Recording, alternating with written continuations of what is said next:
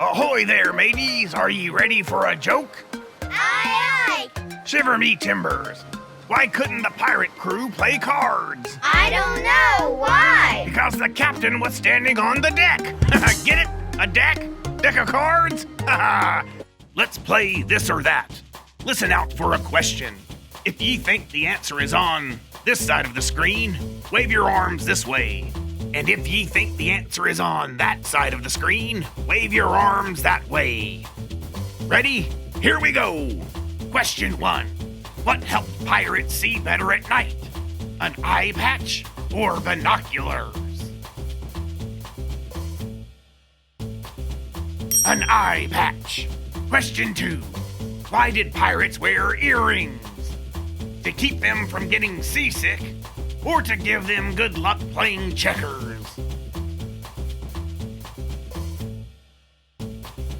To keep them from getting seasick.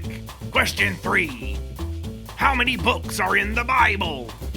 107 or 66? There are 66 books in the Bible. Question 4.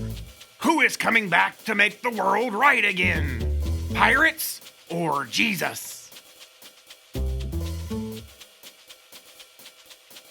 Jesus is coming back. Question 5. What is the Bible? Is it God's story or God's rule book?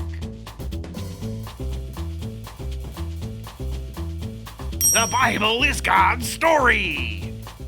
From the beginning of time, God has been writing a story about His love for us. And in every book and chapter of the Bible, we can see how powerful God and His words really are. All of God's words have the power to show us who He is, who we are to Him, and how much He loves us. They have the power to change us and save us from the sin that started way back with Adam and Eve and still hurts our friendship with God today.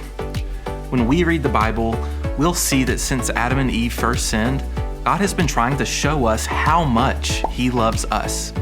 He did that through His family story about the Israelites and all the kings who reigned over them.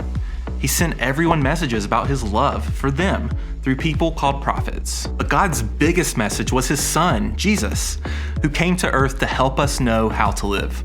Then He died on the cross to take the punishment for everyone's sin.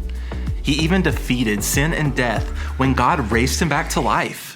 God wanted everyone to be a part of His family. So He started the church and sent people who believed in Jesus out to tell more people the good news about Him. But that wasn't the end of God's story. You see, the Bible actually ends with the promise of a new beginning. In the last book of the Bible, called Revelation, we see how Jesus sent an angel with a message from God to one of His closest friends named John, who was imprisoned on the island of Patmos. John heard a loud voice tell him to write down what he was about to see because God wanted everyone who believed in Him to know what would happen soon. John saw how Jesus really does rule over everyone on the earth and that glory and power belong to Him forever. And speaking of forever, John saw a new heaven and a new earth that will never end. It will be a perfect place for God to live with people, just like He did at the very beginning of His story. Here, God will wipe away every tear from their eyes. There will be no more death, and there will be no more sadness or crying or pain. John heard God promise, "I am making everything new." Write this down. You can trust these words. They are true. Jesus agreed and said, "Yes, I am coming soon."